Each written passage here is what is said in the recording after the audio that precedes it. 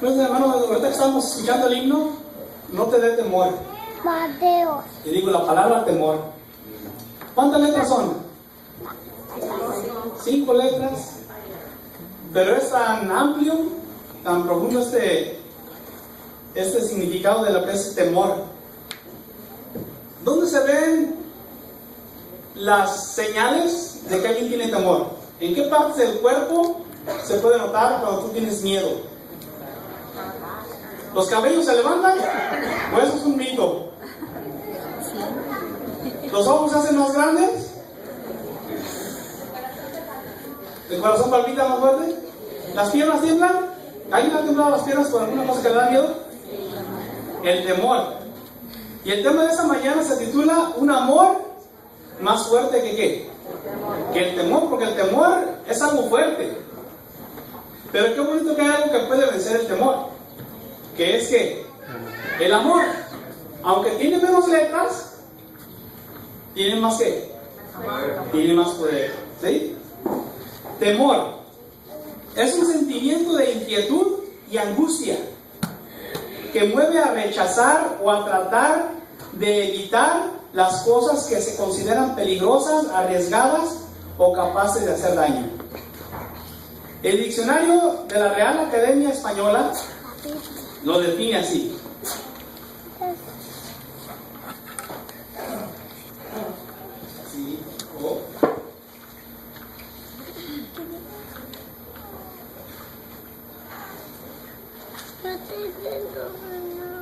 A ver, no, si me puedo poner porque esto es muy rápido. No sé qué le sucedió, trae mucha pila. Ok, vamos a ver lo que dice la definición de lo que dice el diccionario.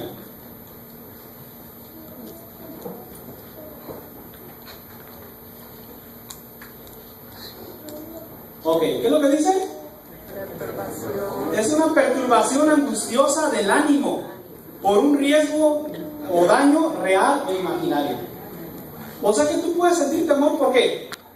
Por cosas que son reales o simplemente cosas que te llegan a tu imaginación que tal vez no son ciertas, pero tú estás temblando ¿de qué?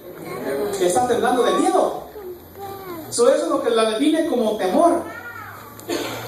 Como todas las emociones admite graduación, y así el diccionario ideológico de Julio César establece algunos términos, como les llama temor, recelo. ¿Alguien ha escuchado esa palabra, recelo? Aprehensión, canjuelo, espanto, pavor, terror, horror, fobia, susto, alarma, peligro, pánico. Y es algo que el cuerpo recibe. ¿Y cómo lidiar con ello? Existen muchas cosas que producen temor a nosotros los humanos. ¿Estamos de acuerdo? ¿Cuál será qué es lo que más te provoca a ti temor? Por ejemplo, algunos la oscuridad. Yo no sé a quién le dé miedo, de los que están aquí le da miedo la oscuridad. Entonces, hay otras cosas, por ejemplo, las alturas. A otros el fracaso, el futuro incierto. ¿Qué será del mañana? ¿Qué será de mis hijos? No me quiero hacer viejito, no me quiero hacer viejita. ¿Quién va a tener cuidado de mí? ¿Un futuro qué? Incierto. Las relaciones sociales. Simplemente cuando un muchacho está cerca de una muchacha que le atrae, el muchacho está temblando. Tiene como un temor, diciendo, se está acercando, pasa que se está acercando un espanto. En vez de una hermosa muchacha, lo mira como espanto. O viceversa, la muchacha mira a un muchacho que le gusta, le mira como que si fuera un espanto, hasta le trata de darle la vuelta por no verlo. ¿Por qué? Siente cierto temor hacia esa atracción. Miedo a casarse, temor a la violencia y la maldad de su cualquiera, a enfrentar las consecuencias, a temor.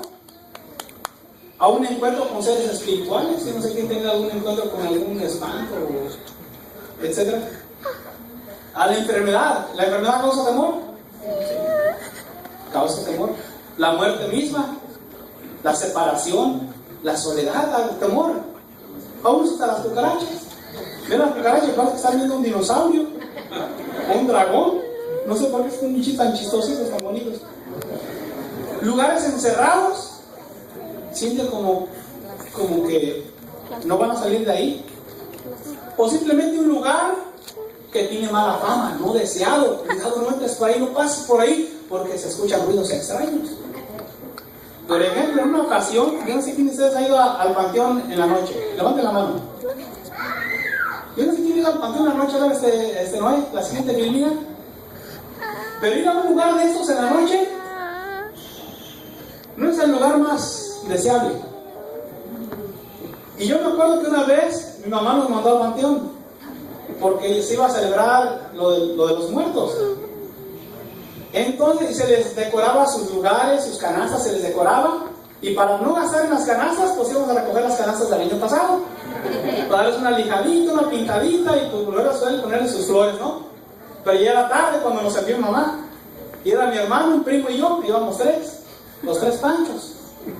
Cuando vamos llegando al panteón todavía estaba claro el día, pero ya estaba empezando a oscurecer, y cuando íbamos entrando como que algo nos detuvo, no sé qué fue, algo le llama miedo, pero eso nos detuvo. Nos paramos, como que nos pusimos de acuerdo y ya no quisimos caminar, y nos quedamos viendo, pues vamos a caminar. Y yo le decía, porque yo era el más grande, desafortunadamente siempre el más grande paga las consecuencias, y yo le decía, no, hay que ir, tenemos que ir con las canastas para atrás. Entonces no se animaban, y le rogué y le dije, vénganse, nos vamos juntitos de la mano, no nos separamos, vamos todos juntos, si no nos va a dar miedo. No, yo tampoco. Y que me enojo, que me subo a mi caballo, mi macho, y voy caminando yo al panteón, bien valiente. Juan sin miedo, no sé si me escuchamos esa frase, Juan sin miedo, no sé, me llamo Juan, pero sentía miedo ahí. Iba caminando y me acuerdo que di una vuelta a la izquierda, luego un pasillo a la derecha. En ese entonces ya estaba oscureciendo, y para llegar a las tumbas de mis abuelitos estaba como de aquí a la calle enfrente, ya casi llegaba, cuando me entró un miedo que para qué les cuento. Lo único que hice fue darme la vuelta no importando que me dieran un ticket, y empecé a caminar hacia atrás. Empecé a caminar y el miedo me hacía sentir como que alguien me miraba. Yo volteaba para todos lados y caminaba, y de pronto ya no sabía qué hacer y comencé a correr como loco. Dije, madre mía, sálvame de estos monstruos. Entonces yo sentía que eran monstruos que me seguían, sentía como que hasta me tocaba la espalda, pero era el mismo miedo. Entonces comencé a correr, y miré la puerta de la salida del panteón, y corría, y yo parecía como que se me iba más lejos, y más recio, tengo que llegar. Y cuando iba llegando casi como de aquí a donde está la puerta, me acuerdo que me paré. Y dije, no tengo que aparentar que tenía miedo. Me voy a venir tranquilo, y me salí muy tranquilo yo. Me dijeron, ¿qué pasó, carnal? ¿Y las canastas? Estaba muy oscuro que no las encontré. Pero yo vine con un miedo, temor. El temor sí es algo traicionero. Sí, o sea, tener temor. Ahora, hay un temor que muchos sienten, pero sobre todo la gente que es mala. ¿Estamos de acuerdo? La gente que hace cosas malas siente ¿qué? Mucho temor. ¿Por qué?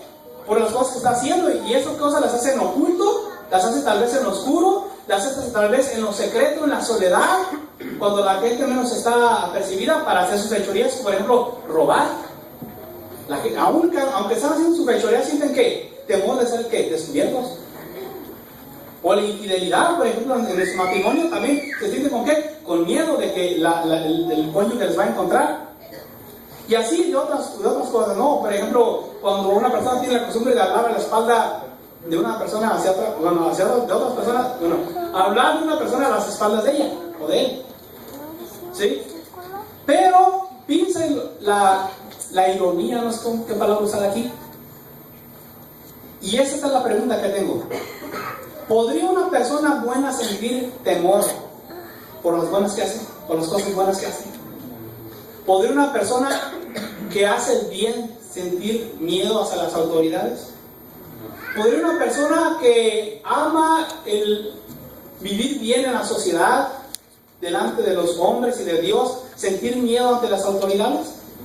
¿Será que una persona puede sentir temor en ese momento? Pues miren, hay algo interesante que en muchas ocasiones ha sucedido así. O sea, estamos hablando del temor, pero como que no cabe en la mente imaginarse que alguien puede sentir temor por seguir una verdad. Sentir miedo porque tú estás viviendo de acuerdo a la voluntad de ¿quién? De Dios. Y eso, hermanos, es algo que no se puede concebir en la forma de que cómo alguien puede llevarte a ti a sentir ese temor, ¿ok? Por X razón, y en vez de sentirte tú tranquilo y decir, qué bonito, vivo en paz, no le hago daño a nadie, trato de agradar a Dios, de vivir bien con la humanidad. Pero ¿qué es lo que muchas veces personas tienen que estarse escondiendo por causa de eso? Y eso es lo triste, hermanos. Por ejemplo, mi niña me preguntó la semana pasada, oye papá, ¿por qué? O sea, ¿qué hizo Jesús de malo para que fuera entregado a los romanos? O sea, ¿qué hizo Jesús de malo? ¿Sí estamos de acuerdo? O sea, para que fuera entregado como un criminal. O sea, ¿cuál fue su crimen? Bueno, y me puse a pensar y le dije, bueno, le dije a Melis, ¿no? Vamos a ver la siguiente. No hay, así funciona esto. Y yo le dije a mi niña, bueno hija, ¿tú crees que es malo sanar a los enfermos? Ok, a ver, Melis, ¿te funciona aquí? Perfecto, ahora sí, es control. ¿Es malo sanar a los enfermos? ¿Es malo ayudar al desamparado? ¿Es malo dar de comer al que tiene hambre? ¿Es malo bendecir a los niños? Y ella se ponía a pensar, ¿es malo enseñar a la gente a amar y obedecer a Dios? ¿Es malo perdonar? ¿Ok? ¿A redimir y dar esperanza al que está viviendo en pecado? ¿Es malo amar a Dios y a la humanidad? Y para todo esto mi niña me respondió, claro, eso no es nada malo, es todo lo contrario, es que eso es bueno. Entonces, en resumen, yo le dije a mi niña, pues, ¿hacer la voluntad de Dios es bueno o es malo?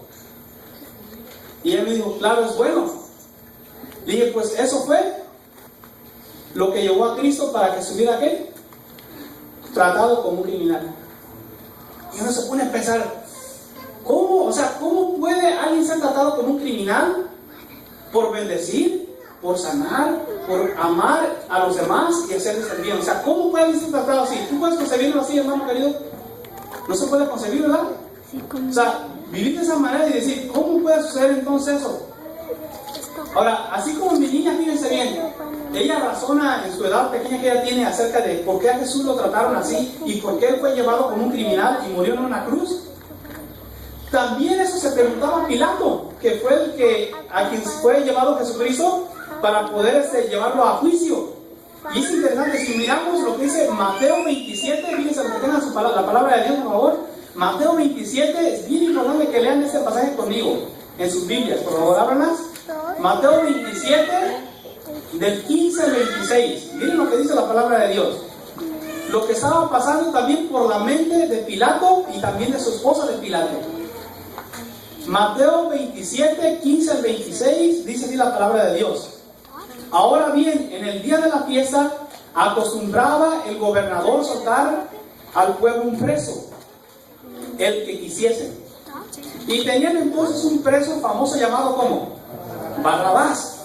Reunidos pues ellos, les dijo Pilato, ¿a quién quieren que les suelte? ¿A Barrabás o a Jesús llamado el Cristo? Porque sabía que por envidia le habían entregado.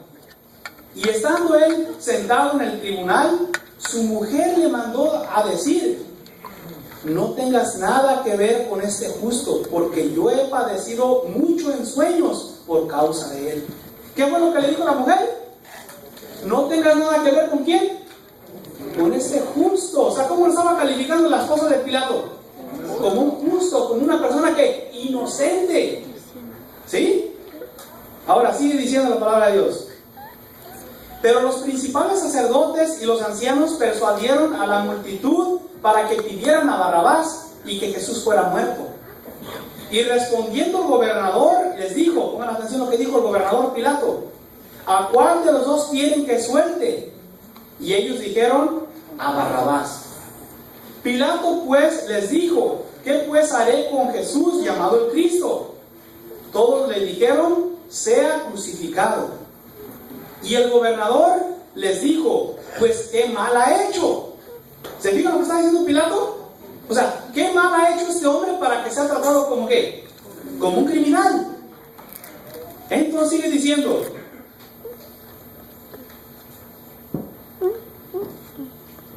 ok, ¿qué mal ha hecho? Pero ellos gritaban aún más diciendo: sea crucificado. Viendo Pilato que nada adelantaba, que nada mejoraba, sino que se hacía más alboroto, tomó agua y ¿qué hizo?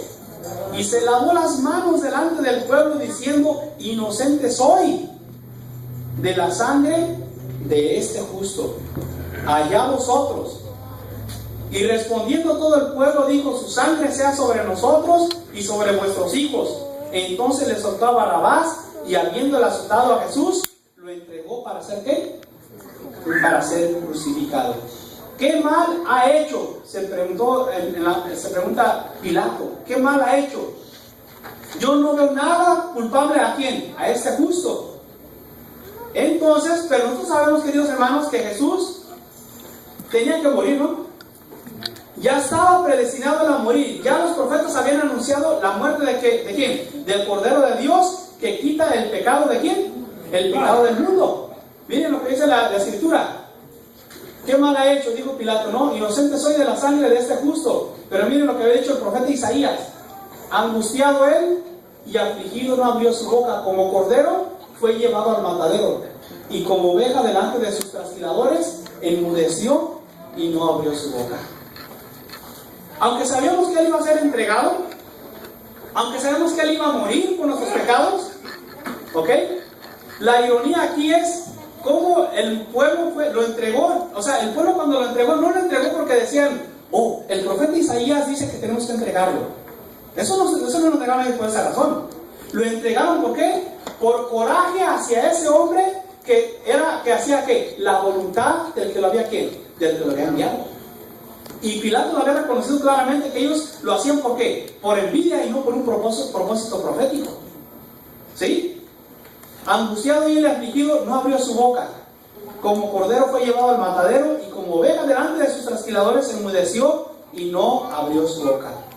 Porque si Jesús no hubiera muerto, no hubiera habido ¿qué? Esperanza de vida eterna para ninguno de nosotros los mortales. Y es gracias a su muerte que nosotros podamos tener ¿qué? La redención de los pecados.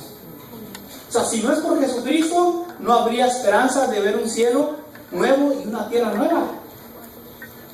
La persona que permite voluntariamente que entre el Espíritu en su vida, como resultado, va a amar a Dios con toda su mente y todo su corazón. ¿Estamos de acuerdo?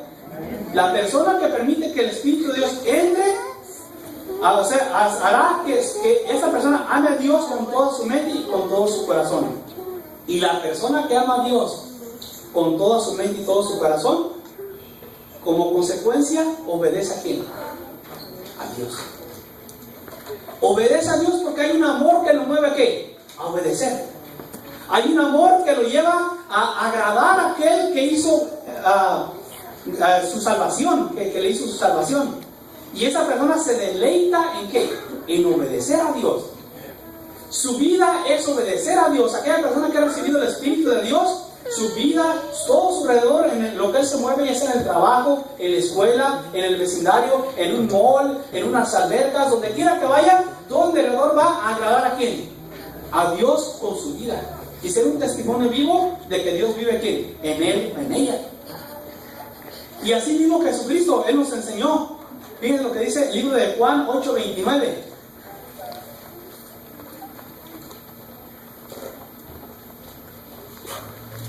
Bueno, mira. Isaías 53:7, ok. Bueno, aquí no lo apunté, parece. Dice: porque el que me envió conmigo está. No me ha dejado solo el Padre, porque yo, lo que a Él le agrada, siempre lo hago. Y eso es lo que dice la palabra, lo bonito de lo que dice de la palabra de Dios. O sea, yo hago lo que a Él siempre ¿qué? Siempre le agrada. Esa era la vida de Jesús. Yo hago lo que a Él siempre le agrada. Y eso es lo que Él quería que nosotros también aprendiéramos. Por eso Juan 14:15 dice: Jesucristo, si me amas, ¿qué? Guarda mis mandamientos. O sea que el amor te tiene que llevar a ¿qué? A la obediencia. De modo que si una persona no quiere obedecer a Dios, es porque le falta ¿qué? Le falta amor. Porque obedecer a Dios sin amor, en realidad tú no eres feliz. Ser un cristiano sin amor, eres un cristiano infeliz. Porque nunca vas a disfrutar la salvación y siempre te vas a estar cuidando de hacer el bien solamente por cuidar tu reputación, ¿ok? O porque no hablen mal de ti. Pero cuando tú eres hecho por el amor que tú tienes hacia Dios, tú vas a hacerlo naturalmente. Y ahora, la ironía que siempre ha existido en el mundo desde que entró el pecado es que los justos, los que aman y obedecen a Dios, tienen que pagar consecuencias como malhechores, ser tratados como ¿qué? Como criminales. Jesús declaró, como lo leímos en Mateo de Juan, en Mateo 5, del 10 al 12, dice: dichosos los que, los perseguidos por hacer lo que es justo. ¿Qué está diciendo aquí Jesucristo? Dichosos los perseguidos. ¿Por qué? Por hacer lo que es justo, porque de ellos es el reino de los cielos.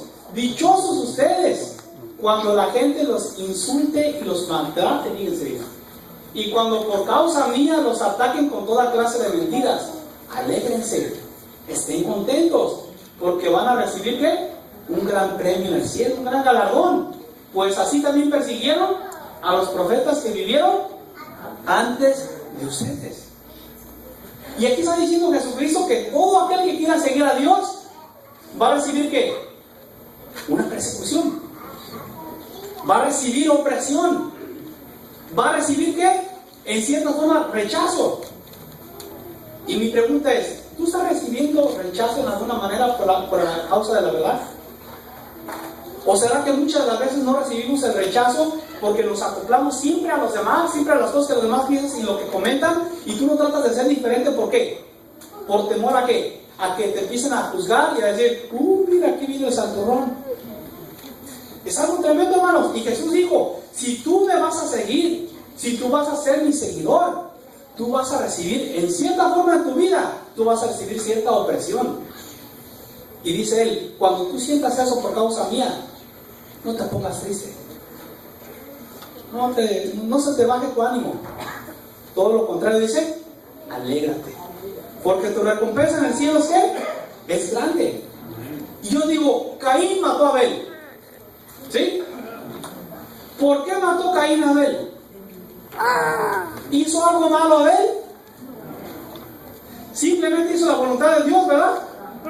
O sea que por hacer la voluntad de Dios, por agradar a Dios, su hermano lo mató. ¿Están mirando lo que está pasando? O sea, lo mismo que pasó con Cristo, fíjense, o sea, todo es igual. Por personas que quisieron hacer la voluntad de Dios, recibieron ¿qué? Un castigo que no se merecía. Y Caín mató a su hermano. ¿Por qué? Porque simplemente a Dios agradó ¿qué? La ofrenda de Abel por su sinceridad y por hacer lo correcto delante de Dios. ¿Sí estamos mirando el cuadro, hermanos, de Dios?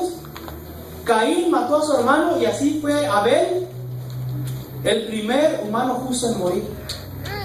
¿Por causa de qué? De ser bueno. ¿Cuál fue el pecado de Caín, de Abel? Ninguno. Simplemente agradar a Dios. Y por eso murió. Y de ahí, después de Caín, claro, dice la palabra de Dios, que los profetas fueron perseguidos y muchos fueron muertos por causa de qué? Por causa de la palabra. Y todos los profetas que se declararon en el Antiguo Testamento recibieron ¿qué? Opresión. ¿Por qué? Por agradar a Dios. Tenemos a Isaías, tenemos a Elías, tenemos a Moisés, que todos recibieron cierta opresión y cierta persecución. ¿Por qué? Por simplemente agradar a Dios. Pero Dios les dijo, ¿saben qué? Grande será vuestro galardón. Y eso mismo le declaraba él a sus discípulos. O sea, lo mismo que sucedió con los apóstoles, lo mismo que sucedió con los profetas en el Antiguo, dice, lo mismo sucederá con ¿quién? Con ustedes.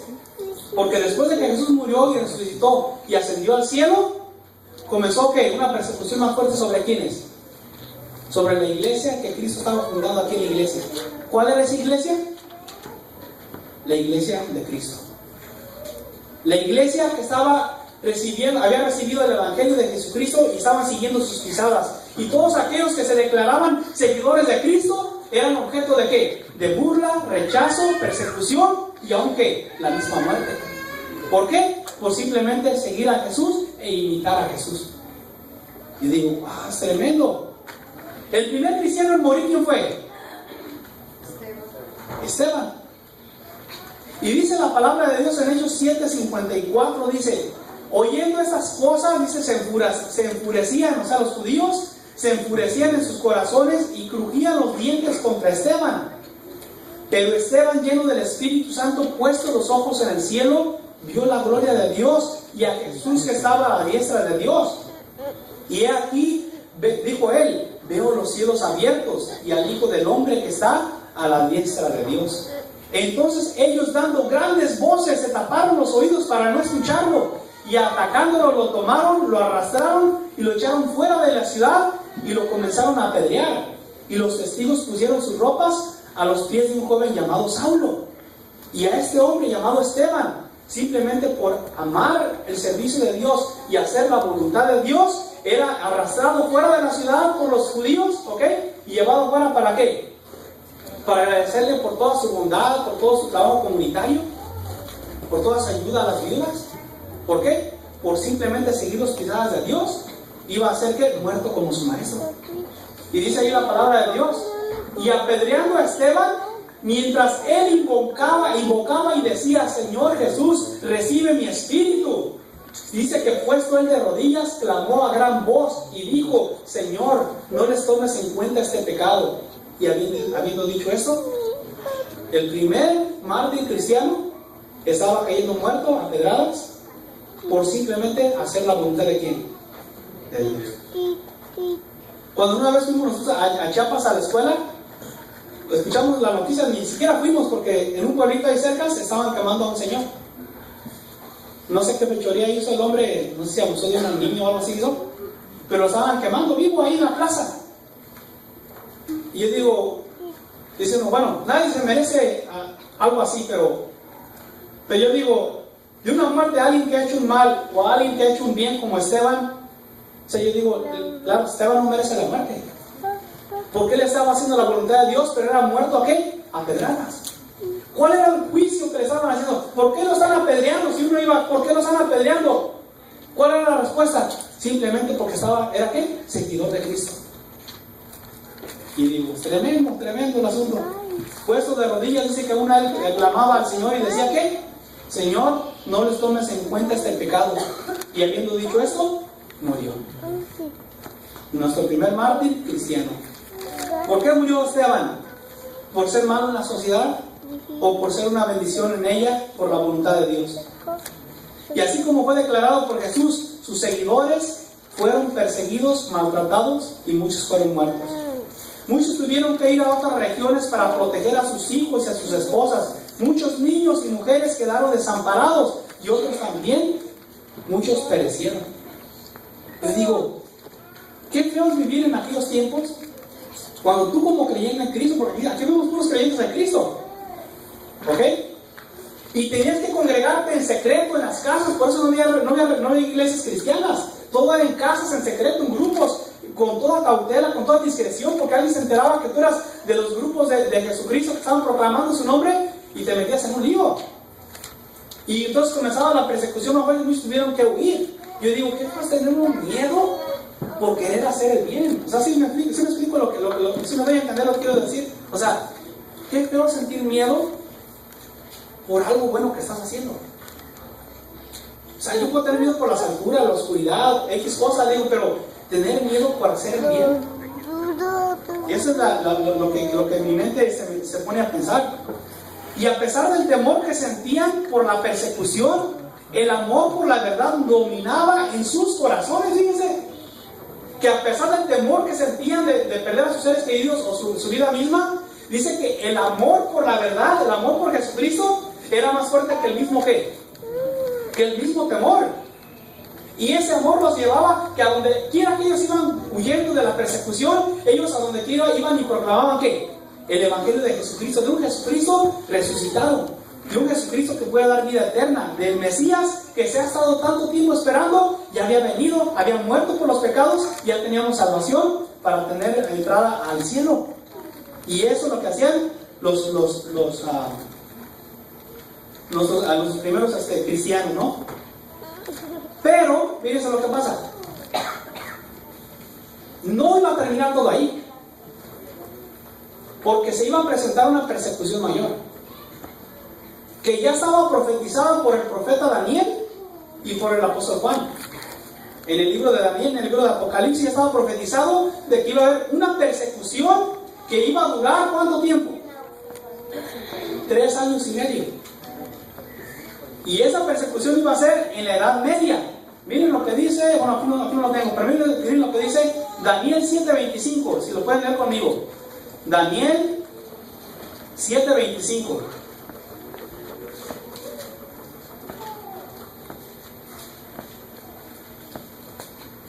Ok, dice así Daniel 7:25.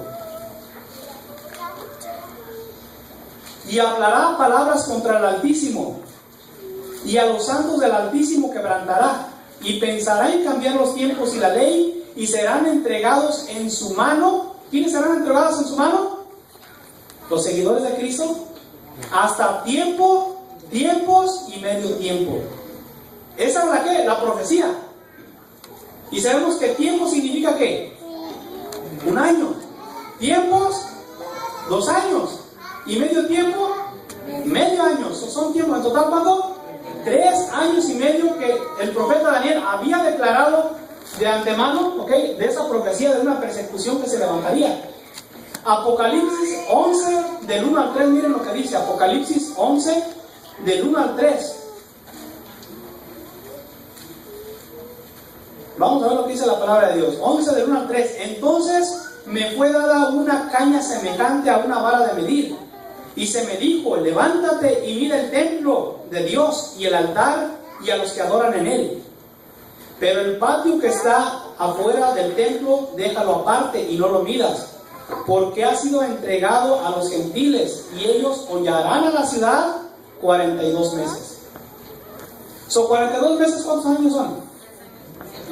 Ok, si se los dividen entre 12, da 3 años y medio. Y aquí está hablando el apóstol Juan, de que será entregada la ciudad, o sea, el simbolismo del pueblo de Dios, ok, 42 meses de persecución. Y dice el verso 3, y daré a mis 2 testigos que me profeticen por 1200, ¿qué? 60 días. 1260 días. ¿Cuántos son en años 1260 días? 3 años y medio igual, ¿ok? Vestidos de silicio. Y daré a mis 2 testigos que proclamen por 1260 días vestidos de ¿qué? De silicio. Y dice Apocalipsis 13, así lo tengo aquí, miren, 13 del 4 al 7. ¿Qué dice la palabra de Dios? Y adoraron al dragón que había dado potestad a la bestia, y adoraron a la bestia, diciendo, ¿quién es semejante a la bestia y quién podrá lidiar contra ella? Le fue dada la boca que hablaba grandes cosas y blasfemias, y le fue dada potencia de obrar 40 y ¿cuántos? 42 meses. Y abrió su boca en blasfemias contra Dios para blasfemar su nombre y su tabernáculo y a los que moran en el cielo. Le fue dado hacer guerra contra los santos y ¿qué? Y vencerlos. ¿Por cuánto tiempo? 42 meses. ¿Sí?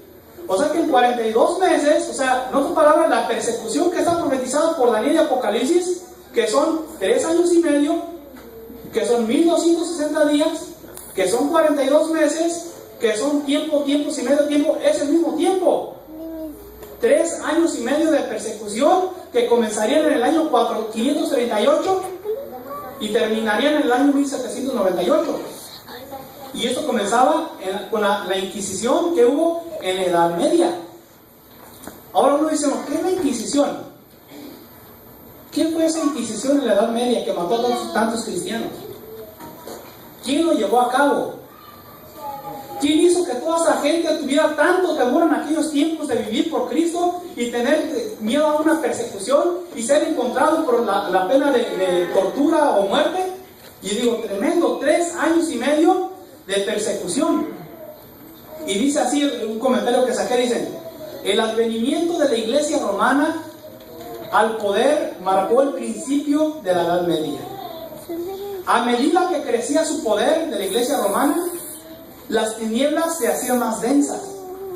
La fe pasó de Cristo, el verdadero fundamento, al Papa de Roma. En vez de confiar en el Hijo de Dios para obtener el perdón de sus pecados y salvación eterna, el pueblo recurría al Papa, a los sacerdotes y los prelados, a quienes se les daba autoridad. Se les enseñó que el Papa era su mediador terrenal y que nadie podía acercarse a Dios sino solamente por medio de ¿quién? Por medio de Él.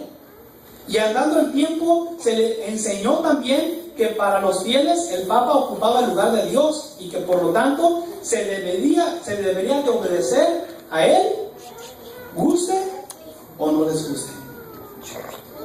Era tremendo, hermanos, el engaño. O sea, qué triste que alguien gobierne tu conciencia cuando tú sabes de lo que la palabra de Dios dice y alguien comienza a meterte cosas que no son de acuerdo a las escrituras.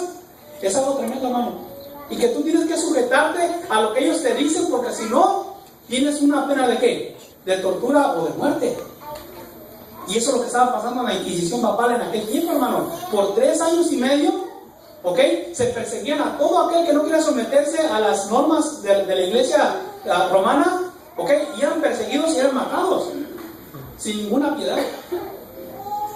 Cuando uno sabe perfectamente que la palabra de Dios dice que no te tienes que adorar ante las imágenes, no tienes que adorarlas, ni proclamarlas, ni acudir a ellas para el perdón de tus pecados. En cambio, la iglesia romana empezó a meter ¿qué? La adoración de ¿qué? De imágenes. Cuando sabemos que el día correcto de adoración a Dios, que siempre lo guardó Jesucristo y todos los apóstoles, fue el día sábado, se comenzó a imponer un día ¿qué? Falso de reposo, que es el día domingo. Pero la palabra de Dios es clara. Y muchos fieles seguían entrados en la palabra de Dios y decían, esta es nuestra regla de conducta, nuestra norma de fe. ¿Seguir qué? La palabra de Dios.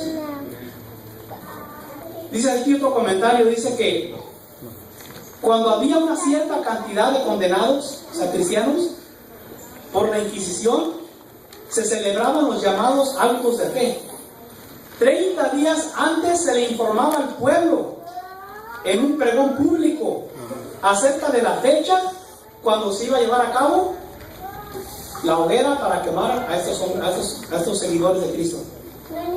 El día fijado era muy temprano, las autoridades de la ciudad se reunían, llegaban a la residencia de los inquisidores para poderlos escoltar por todo el camino y en el camino irlos insultando y haciendo blasfemias, burlas de ellos, ¿ok?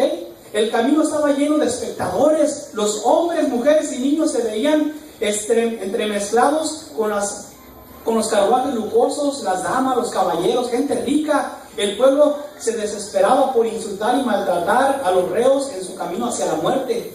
Muchos iban amordazados. Aquellos que eran declarados rebeldes por mantener sus creencias en la palabra de Dios eran condenados a la hoguera.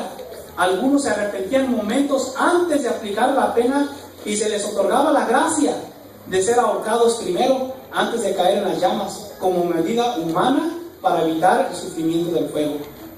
Al llegar al quemadero, se les leían las condenas y comenzaba la quemazón entre risas y gritos. Desgarradores alaridos comenzaban a salir del dolor. La muchedumbre se deleitaba al mirar los gestos del condenado entre las llamas, haciéndose recordar las imágenes sagradas del purgatorio y del infierno. Y 3 años y medio, hermano, en Europa, o sea, todo esto sucedió porque ya estaba ¿qué? Profetizado por Daniel y por Juan, que ese tiempo duro iba a venir, un momento de ¿qué? De persecución para su pueblo. Qué triste recordar el sufrimiento que padecieron aquellas familias, ¿no crees? Imagínate tú que tú vives en aquel tiempo y que tú no puedes seguir a Dios como Él pide, porque hay alguien que gobierna tu conciencia. Dice la palabra, en uno de los comentarios, hermano Pilo dice, miren, los pocos fieles que edificaban sobre el cimiento verdadero estaban perplejos y trabados. ¿Qué pasaba con los fieles, con los pocos fieles? Estaban perplejos y trabados, porque los escombros de las falsas doctrinas entorpecían el trabajo. Como los constructores de los muros de Jerusalén en tiempo de Nehemías, algunos estaban por exclamar: las fuerzas de los acarreadores se han enflaquecido y el escombro es mucho y no podemos edificar el muro. Debilitados por el constante esfuerzo que hacían contra la persecución, el engaño, la iniquidad y todos los obstáculos de Satanás, que Satanás inventara para desvanecer su avance, algunos de los que habían sido fieles edificadores llegaron a desanimarse y por amor a la paz y la seguridad de sus propiedades y de sus vidas, se apartaron del fundamento de la verdad.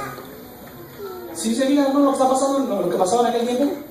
O sea, por temor a los castigos, muchos tuvieron que ceder a su fe que tenían y comenzaron a acoplarse a la otra fe que se les estaba imputando. ¿Por temor a qué? Al sufrimiento. No era porque querían, sino que el sufrimiento a veces, claro, te hace tomar decisiones que no son correctas. Muchas de las veces uno tiene que cimentarse uno bien en la fe para que cuando tú tomes decisiones en tu vida, tú puedas hacer las correctas. Hay momentos, por ejemplo, ahorita en nuestros tiempos, miren, hay cosas que suceden. Hay cosas que hay una enfermedad que tú no puedes curar y has ido con médicos, has hecho un montón de asuntos naturales y de pronto tú te sientes desesperado. ¿Por qué? Por la presión de la enfermedad. Y de pronto escuchas que un brujo que hace curaciones, que cura no sé qué tantos, muchos de los que son fieles cristianos, han tomado esa medida de ir acudiendo a medios no aconsejados por Dios. ¿Para qué? Porque es tanta la opresión que están sintiendo por un problema que están teniendo. Pero lo que le digo es que es falta de ¿qué? De fe. Porque uno tiene que serle fiel a Dios. ¿Hasta dónde? Hasta la muerte. Y eso es lo que sucede con esas personas. Pero miren lo que decía, hermanos. Miren lo que dice aparte. Otras personas, dice, sin dejarse desalentar por la oposición de sus enemigos, declararon sin temor. ¿Qué dijeron? No temas delante de quién. De ellos. Acordaos del Señor, grande y temible. Y la luz de la verdad, hermanos, no se apagó. Momentos parecían como que todo se iba a terminar, como que ya no iba a haber más verdad para proclamar, sino que la religión romana iba a sobrellevar el mundo entero y a apoderarse de las mentes enteras, pero era la fiel de muchos seguidores de Cristo, y aunque eran pocos, eran considerados fuertes, porque aún en la opresión ellos se mantuvieron fieles de Dios, y con esa promesa en sus mentes, ellos escucharon la voz de Dios que le decían, no tengas temor. Como el canto que cantamos hace rato, ¿no? No te dé temor que vivir por Cristo. No te dé temor, porque el Señor está con nosotros. Él es el que nos ha ayudado, Él es el que nos va a sustentar. El tema de la persecución, papá, yo te invito, hermano, a que tú la estudies, la investigues, para que mires todo lo que sucedió. Y hoy en nuestros días, hermanos, hay muchos países que están recibiendo ¿qué? Persecución por ser ¿qué? Seguidores de Cristo. Hoy en nuestros días. Y con mayor razón deberíamos estar hablando mucho por ellos, hermanos. Muchas veces nos olvidamos porque estamos a veces tan tranquilos en nuestro país, que te protege con sus leyes, para que tú tengas libertad religiosa, que se nos olvida que hay mucha gente en otros países, incluso aquí cerca en México, que porque simplemente están siguiendo la palabra de Dios, ¿son qué? Son apedreados, son expulsados de sus pueblos, sus casas son quemadas, sus hijos son golpeados, sus niños no pueden estar en la escuela porque son objeto de ¿qué? Objeto de burla. Y yo le digo, hermano, hay que orar mucho, hermanos. Agradecerle a Dios por el lugar que estamos y aprovechar por el lugar en que estamos. Porque nosotros tenemos, hermanos, la libertad de asistir a una iglesia, mira. Ahí vienen, mira, hasta la puerta están abiertas. No hay ningún miedo de que nos reunamos, nos congregamos y proclamamos el nombre del Señor. Venimos con toda libertad. Hay libertad para tener una Biblia, caminar con ella hasta las manos, hasta nuestra mano en la calle, pero que a muchos nos da vergüenza. Mejor las ponemos al cabo del saco o algo así para que no nos la miren, porque si nos mira el vecino, así, ¡ay, es la Biblia! Y parece que trae una revista prohibida. No leo. Oh, aquí me la encontré. ¿Sí me explico, hermanos? Libertad para compartir a otros la alegría de la paz y la salvación que Cristo ha puesto ¿dónde? En nuestros corazones. Pero hermanos queridos, la libertad que hoy tenemos, déjenme decirles en esta mañana algo bien importante. Aprovechemos esta libertad. Aprovechémosla. Hoy es el tiempo que tú puedes vivir cerca de Dios y que hacer que tu fe crezca. Hoy es el tiempo que tú tienes que decirle, Señor, te entrego mi vida. No dejar que los afanes y los deseos por tener cosas materiales roben de nuestros pensamientos y de nuestro corazón el amor hacia el Señor. De todas formas, hermano, todo lo material se va a quedar. Todo lo que es el mundo se va a quedar. Lo único que nos va a quedar es nuestra fe. Los seguidores que están con el Señor son los que nos vamos a ir al cielo. Es un momento de entregarnos al Señor. Es un momento de orar como Daniel oraba. ¿Se acuerdan cómo oraba Daniel? Cuando dijeron que el que fuera encontrado orando, ¿qué le iban a hacer? Ir a ser echado al foso de los leones. Y él dice, como era su costumbre, abrían las ventanas, las que daban hacia Jerusalén, y él oraba a Dios 3 veces al día, no importando qué, lo que sucediera. Pero nosotros, tú puedes abrir las ventanas y nadie te va a decir nada, a menos de que le tengan miedo al vecino. De ahí no pasa. Es tiempo de que tenemos que cantar como lo hizo el rey David. Y a mí me da tristeza, hermanos, a veces ver, sobre todo los jóvenes, que no alaban al Señor. Y prefieren cantar canciones que no son para Dios, que cantarle a aquel que les va a dar la salvación. ¿Sí me explico? O sea, es un tiempo favorable, es un tiempo que tú puedes poner hasta tu bocina como aquel tipo de los hippies y ponerte una alabanza y caminar bien contento. O sea, ellos van con música que no alaba a Dios y la presión es más que nosotros. ¿Sí me explico, hermanos? Es el momento de predicar el Evangelio como lo hizo el discípulo Pablo, de anunciarles a otros la verdad presente. Es el momento de servir como el diácono Esteban, servir a Dios con fidelidad. Y es el tiempo, hermanos, de amar como Jesús amó. Hoy es el tiempo, hermanos, porque va a venir el tiempo en que nuestra libertad será quitada. Va a venir el tiempo, hermanos, cuando tú vas a desear congregarte en una iglesia y no la vas a encontrar abierta, salvo una, aquella que no sigue los principios de ¿quién? De Dios. Va a haber momentos en que tú vas a desear tener una palabra de Dios en tu mano, un libro, y no lo vas a encontrar. Va a llegar momentos en que vas a querer ponerte en oración y aclamar a Dios, cantar en el camino, y solamente lo vas a tener que hacer, pero solamente lo van a hacer aquellos que estén en la persecución caminando entre los montes allá, porque la libertad se va a quitar, hermanos. Las leyes que ahorita te permiten tener libertad religiosa, esas leyes se van a quitar, ya está profetizado, se van a quitar. Y sabiendo nosotros de antemano que todo esto va a venir, es un tiempo de ¿qué? De estar despiertos y caminar y vivir por Dios. Y decir, como decía el apóstol Pablo, para mí el vivir es ¿quién? Es Cristo. Y esa es mi invitación para ustedes en esta mañana. Que tomen su decisión de caminar más cerca de Dios. Que tomemos, yo me incluyo, porque yo también necesito acercarme más al Señor. Es el momento de tomar las cosas en serio, porque el reloj profético, las manecillas del reloj profético, hermanos, se están acabando. Muy pronto el Señor dejará de interceder por nosotros. Ahorita la gracia está abierta, aprovechémosla. Porque el día que la gracia termine, dice que será como un ladrón en la noche. No sabemos cuándo se va a terminar. Y el que quedó santificándose, se seguirá ¿qué? Santificando. Y el que quedó inmundo, seguirá contaminándose más y más. Pero la decisión es solamente tuya. Aquí nadie te va a forzar. Solamente tienes que tomar tu decisión. Ahorita nadie te forza. Dios te puede ayudar porque Él es tu sustentador. Miren, todos aquellos que murieron en Cristo por la verdad, el Señor ha dejado esta promesa. Pues el Señor mismo descenderá del cielo. Él prometió, Él va a venir.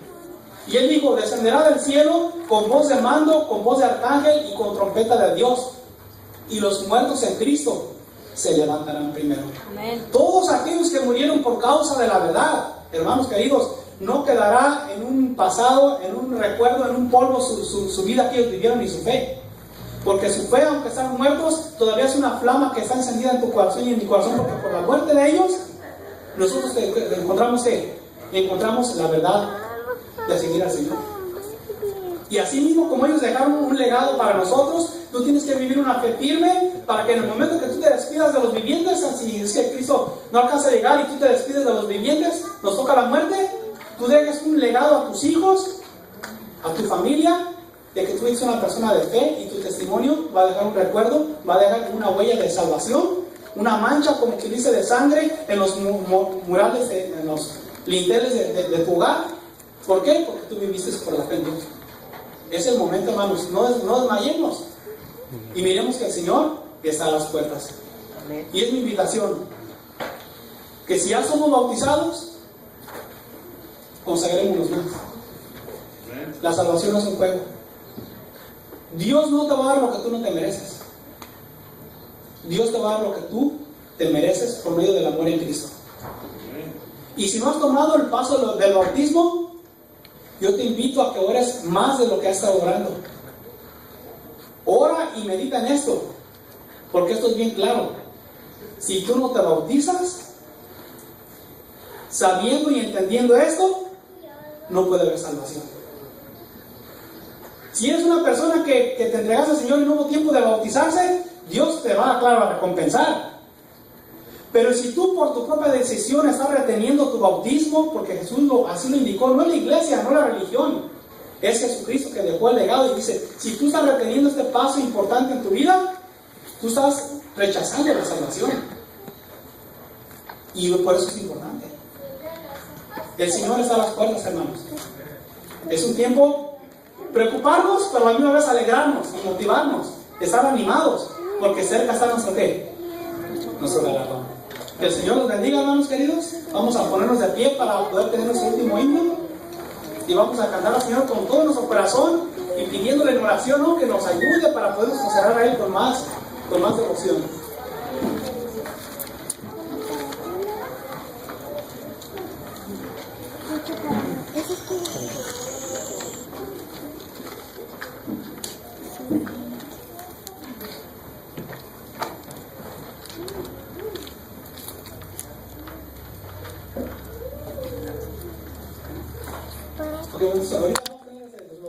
Vamos a tener los bautismos y vamos a, para poder ya no vamos a tener el himno final, ¿ok?